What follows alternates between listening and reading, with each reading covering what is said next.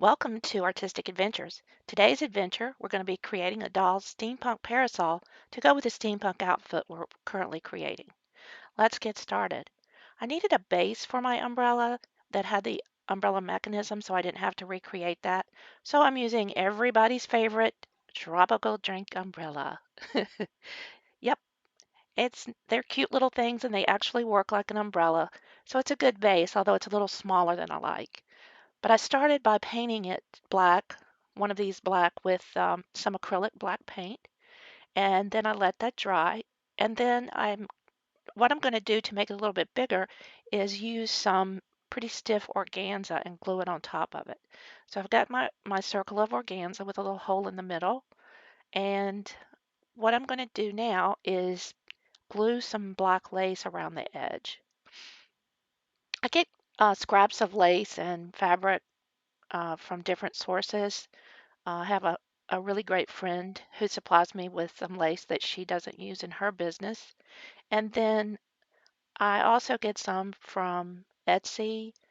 People sell scraps of material. I get some from thrift shops. But it's a great way to get little small pieces that you can use for dolls and not have to pay too much for that. Anyway, I'm going to complete gluing this around the edge with my E6000. And once I get there, I'm going to finish it off and let that dry. It's on a piece of wax paper so I can just peel it off for later. Now I'm going to show you the technique I used to extend the handle of the umbrella. I rolled out a piece of black polymer clay, split it, and then formed it around the base of that little toothpick thing, that handle of the umbrella. And I was able to pull that out eventually. This isn't the piece I actually used. I'm just showing you the technique. Baked that, and I'll show you how to use that later. So now we're going to put some strips of our E6000 glue down the spines of the umbrella and then place our fabric on top of that and press it down on the spines. And I had a little piece of clay that I used to stick it in. Now I'm going to have this piece of lace cut out and place that over the center of the umbrella as a little decoration, additional piece of decorative art.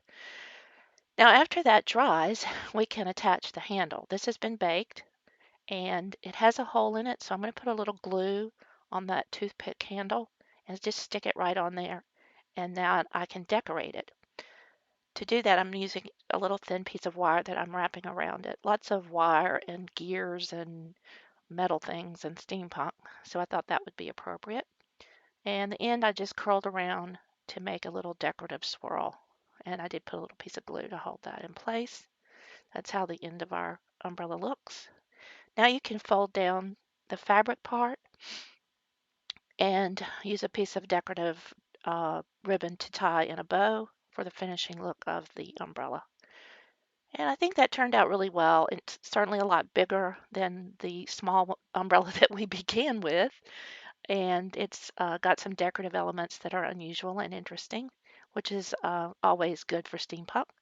And I like the way it sort of poofs out and looks very sort of Victorian. So that's our finished umbrella.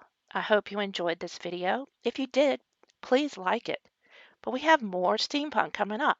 Yep, we're going to make some lace tights and some steampunk boots, which is going to be really fun. So once again, subscribe to my channel if you liked it. Don't miss a thing. Bye.